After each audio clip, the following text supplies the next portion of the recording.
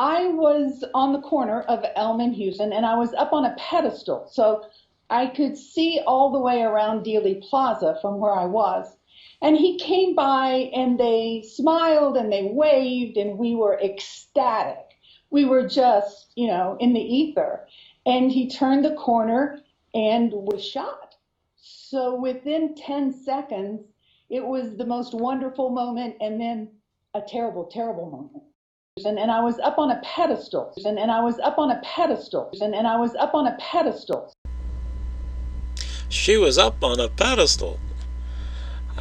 Toni Glover, as can be most clearly seen here in the Bell film, she was apparently the girl in blue who, I haven't studied this because I've never considered this to be terribly important, but apparently this was not known for 50 years who this person was, and then in 2013 Toni Glover came forward, no longer living in fear of being one of the mysterious deaths, came forward and said, "That is she there, on the pedestal."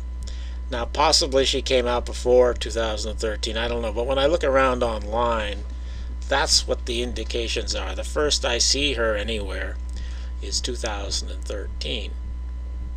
And then a mere 2 years later, Ralph Cinque, world-renowned JFK researcher and retired chiropractor, leapt into action and questioned the validity of this claim.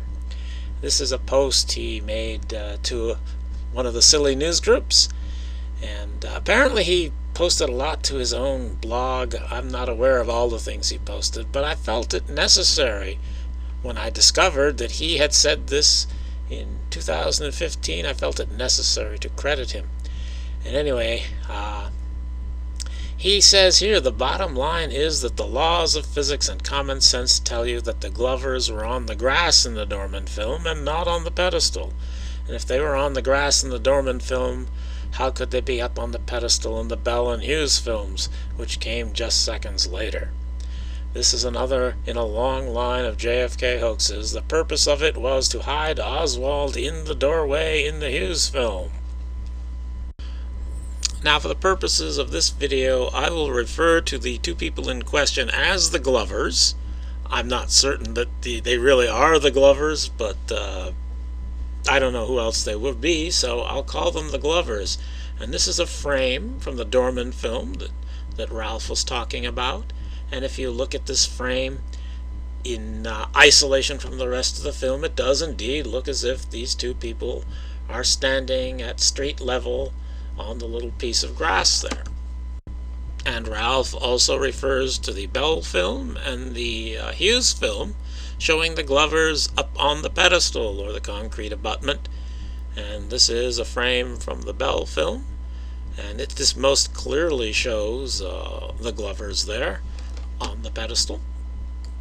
And this is a slow motion portion of the Hughes film that shows in the upper left corner the girl in blue, and we are told that that is Toni Glover there, as JFK is turning the corner onto Elm Street. Now, when Ralph speaks of physics, perhaps he has this graphic in mind. Perhaps not. I don't know what Ralph ever has in mind. But this graphic was produced by Dale Myers, and it is a compilation of frames from the Dorman film. And looking at it, it kind of looks like the Glovers are not on the pedestal, but you can't see the pedestal because, very conveniently for anyone who might be trying to hide what's on the pedestal, the Dorman film jumps all around but never captures the pedestal itself. Now here I have added a couple more frames to the Myers piece in order to give a fuller picture of that structure there. And on the right hand side there's somebody sitting on the pedestal on the right side, and the pedestal on the left side is where the Glovers are supposed to be. So and if you look closely here, you can see that see, this is at the edge of the film where the person is sitting on the pedestal here, and to our left that should be blue, blue water, because it's not a pedestal to our left of the person there, but because it's on the edge of the film, it makes it look different, because the light comes in the sprocket hole and lightens it up, when really that should be blue there. That is, this person here is sitting on the pedestal, the highest point of the structure on that side of the structure. And this is a symmetrical structure, so the pedestal on the left side, where the Glovers are supposedly standing, should be in the same relative position as the pedestal on the right side, where that person is sitting. And yet, if you look at the picture, it looks like it doesn't line up right. It looks as though the Glovers are a little too high in the frame, and perhaps a little too left in the frame, in order to be standing on that pedestal. So I think Ralph's grasp of physics is correct here. This doesn't look right. And another point Ralph makes, and he was having a very good day here, another point he makes is that while in the Hughes film here, before JFK turns the corner, Toni Glover has her arms up in the air in a rapturous greeting for the president, and yet the president isn't even in front of her yet. She's rapturously greeting, apparently, Chief Curry and Sheriff Decker.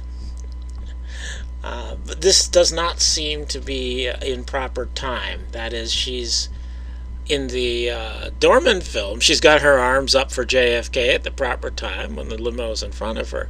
But here in the Hughes film, she's got her arms up before the president gets in front of her, coming around the corner. While he's still on Houston Street, she's turned around facing Elm Street with her arms up in the air, and that doesn't seem quite right either. So this state of affairs causes me to examine the Dorman film in the highest quality form I can find. Often I go to the Unger photographic site here, and this is the frame. He doesn't have every frame of the film here, but this is the relevant frame. And looking at this frame, it looks as though you cannot tell whether they're on the grass or on the pedestal. There are some different versions of the film available online. This one is taken from the Grodin version that was released originally on a VHS tape, and it's kind of dark and dreary, and there's an NFV right over the spot in question, but it looks as though that it looks the same as the photo from the Unger site. That is, it looks as though their feet go down, but you can't see where they end. Certainly you can't see the pedestal. But there's another version of the film online which is clearer and brighter than the Grodin version. I don't know its history. If you want to see it on YouTube, that's the name of the video there, and it's hard for me to read on my screen, but something Holland, whatever it says there, I'm sure you can read it in the video. That's the YouTube account this comes from. And lo and behold, an Allah Kazam. In this version, she apparently is not wearing those very high socks. She apparently is wearing shoes, and her shoes show grass underneath them. Now, maybe I'm biased, but I take this to be the original state of the frame of this film, and that it shows the Glovers indeed, or at least Toni Glover, standing on the grass, just as the chiropractor said. So in my graphic here, I'm calling this version the original, and I'm calling the other version the altered, and this comes from the frame from the Unger site. And if you compare the two, it looks as though the altered version, they raised the frame a little bit and they added the socks right over the shoes, making them seem taller. That is, making Toni Glover and her mother seem taller than they actually were.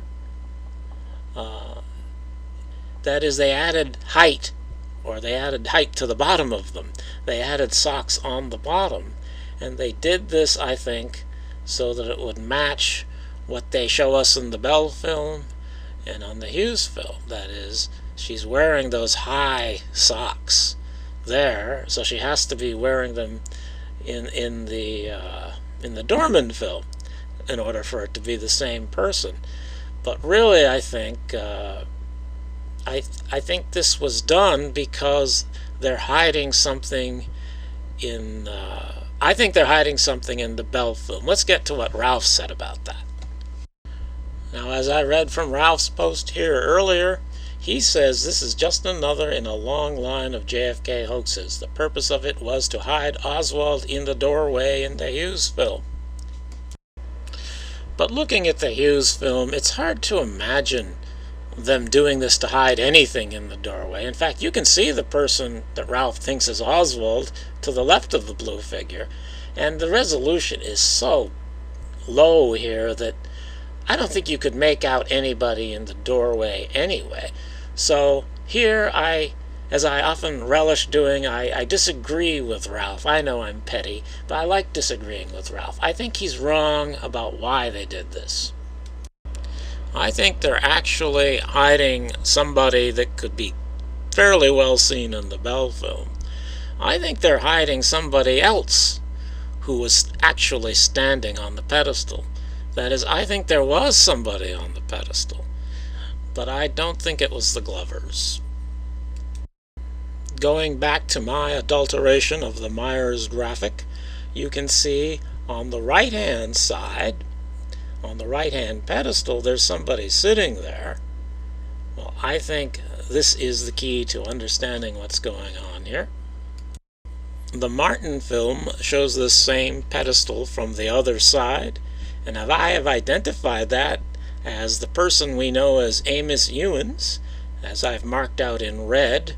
That's from the Martin film, and I have inserts here. One on the left, that's from the Dorman film I just shown, and so I identify that as Amos Ewens, and I have an insert with Amos Ewens on the Sergeant Harkness motorcycle, and an insert of him by the Texas School Book Depository when he's speaking with Sergeant Harkness. I think this is Amos Ewens on the right-hand pedestal I've been talking about. Now, I say Amos Ewens because this witness is conventionally referred to as Amos Ewens, but I don't think that was actually his name. And I've made a video about this, but I'll review it a little bit. Forrest Sorrells told the Warren Commission, and I also asked if he had seen anybody else, and he pointed to a young colored boy there by the name of Ewens. And I got him and Mr. Brennan, and I took them over to the sheriff's office where we could get statements from them. Mr. Stern, what was the name of the young man? Sorrells? Ewens, I believe it is, or pretty close to that. Did you interview Mr. Ewens? Yes, sir, I did, and he also said that he had heard the noise there and that he had looked up and saw the man at the window with the rifle, and I asked him if he could identify the person, and he said no, he couldn't. He said he couldn't tell whether he was colored or white. And later on, he says the little colored boy mentioned he was there with another colored boy that ran off when this thing happened. At the first shot, this boy ran off. He said he stayed there, but the other boy ran off. I didn't make any effort to get in touch with him because he apparently saw nothing. So this is Secret Service agent Forrest Sorrells investigating the murder of the president. One witness has told him that there was another witness to the shooting, and Sorrells said he didn't make any effort to get in touch with him. And for reasons I won't get into here, I think these were two brothers, these two colored boys. One was an 11-year-old, one was a 15-year-old, and that one of them, the 11-year-old, was sitting on the pedestal on the right, and I think probably the 15-year-old was on the pedestal on the left, and that's why they pasted in the Glovers there to hide the fact, because they conflated these two witnesses. The one in the photography is the 11-year-old, and if the 15-year-old was wearing something different than the 11-year-old, as he probably was, then they would have a problem if you could see the 15-year-old standing there. So they had to cover him up in order to support the conflation of the two colored boys. And that's why the Glovers were put on the pedestal.